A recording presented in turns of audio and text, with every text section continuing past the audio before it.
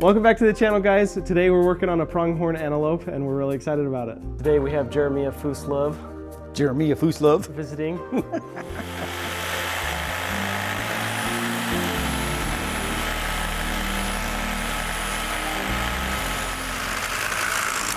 Yeah, this antelope is a wall pedestal. We just shaped the skull cap, and what we're trying to do is match up the eyes and the horns to place it.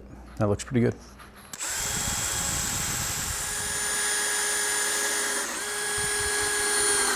Now you can get perspective, we'll put the sheaths on, or by popular demand. That's how the French do it, right?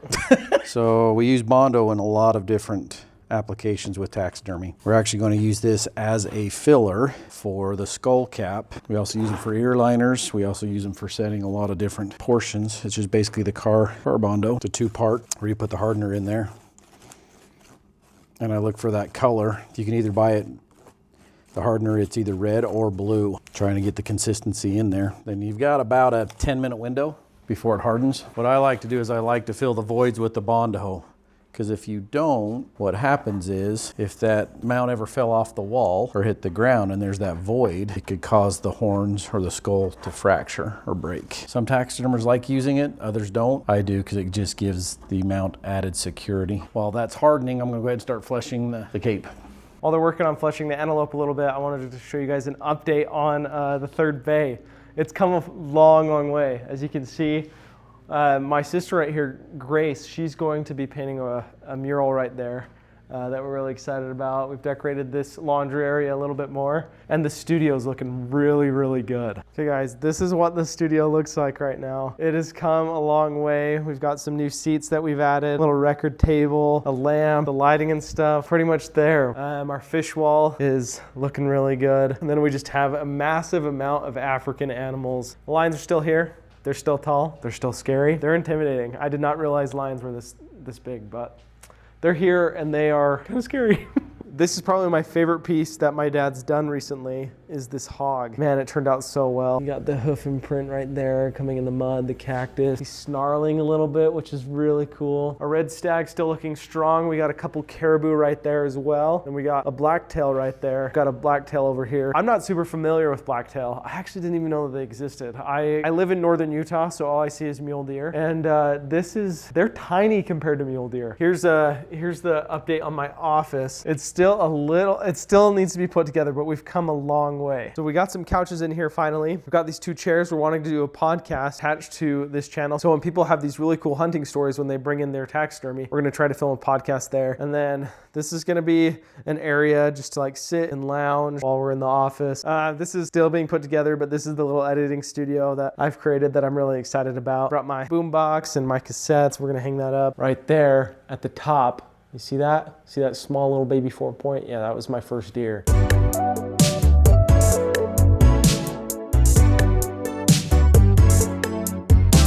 I love the way that this has turned out so far. We've just been slowly plugging away at it. I'm really proud of it. If you guys don't remember what it looked like, go check the previous videos. It was a piece of work. It's really turned into something fantastic. The next step is we've got to, now that the Bondo's hard, we've got to cap it.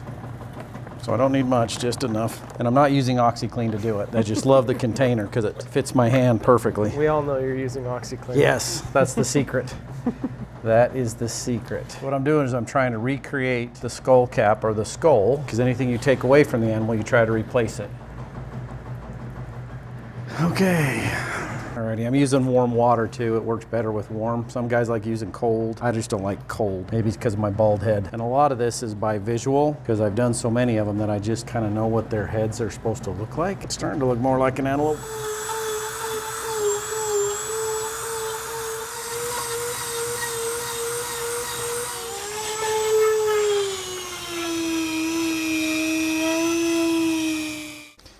He's a bloody mess.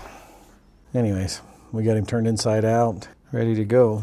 So, looks pretty good.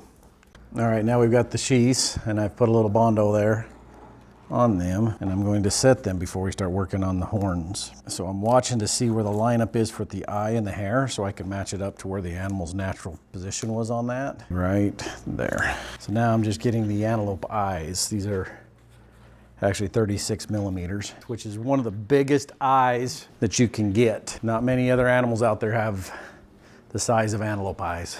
Elk will get to be 36, sometimes 38, but antelope have huge, huge eyes. So what I'm trying to do is you can see the pupils that are inside there and the pupils are on the outside. So you want to line those up with the animals. Pack the hollow eye, then as you come in, you can set that in there. And usually the form, actually that's going to set really good. That form is pretty good. I use my flashlight and then get my definition with my pupil in the direction that I need to have it. So now what I'm going to do is I'm going to look at position from both, from the front here so I can see the pupil lined up where I want it. Starting to look like an antelope. It's alive. So now what I've got to do is I've got to recreate what we took away from it.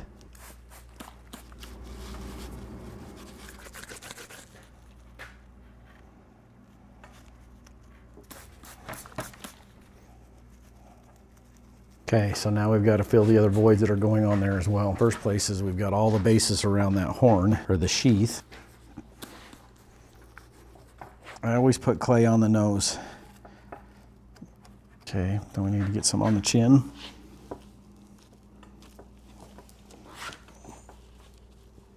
All right, and then we got to replace the earbuds. I've already got my pocket, and I want to be able to create that void that once it gets in here, especially from the bottom perspective, and then you can fill it from the top. There's a lot of different tools that people use, but I have found out that this works the absolute best. I remember growing up, you used a different tool. Oh yeah, I used a lot of different ones. I've tried them all. They actually sell tools that'll do it, but it doesn't really work well. I know that the glue or the hide paste won't get in where I need it to. Basically found this tool, which has not been built to do this kind of work, but it works great. Medicated hide paste, and I love it because it just helps to set everything so well. It helps the hide, it helps the form, it helps the set, it helps the pin, and I'm pretty liberal with it too. I put it everywhere. Okay, we're slowly getting the face put together. We've test fitted it, works great. Now we're just going to set him. My glasses on. So Mr. Goat, you're coming together. This is the boring part. Going to start stitching it back together. As long as I don't get the ear involved. All right. Just finished the stitching. Took a minute. These antelope are very finicky, but now we're trying to set the eyes. Trying to get all the eyelashes where I want them. It's also seeing where all my eyelashes are at.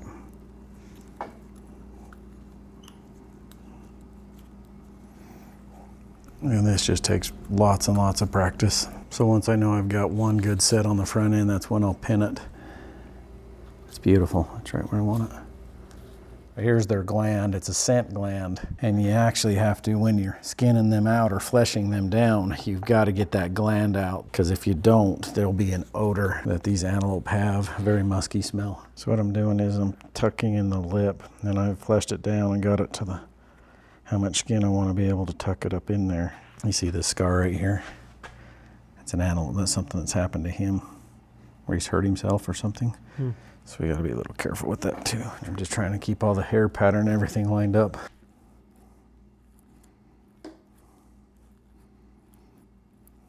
Well, his nose came together really good. We fought him in a couple other places, but his nose came together.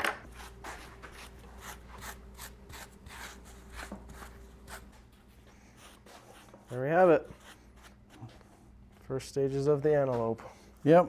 Now it's dry time, comb time, and detail time, but we got him set tonight.